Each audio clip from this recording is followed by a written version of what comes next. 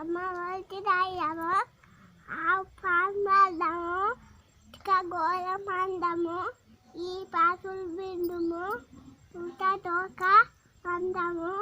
ఉయ్యాదోక శూన్యము చూస్తే మంచిది ఏక నల్ల నష్టము నెక్స్ట్ ఇష్టము అక్కిరి చల్లమా అంత నరకమెల్లన ఓర నీటుండేనునా అంత బలమోలునా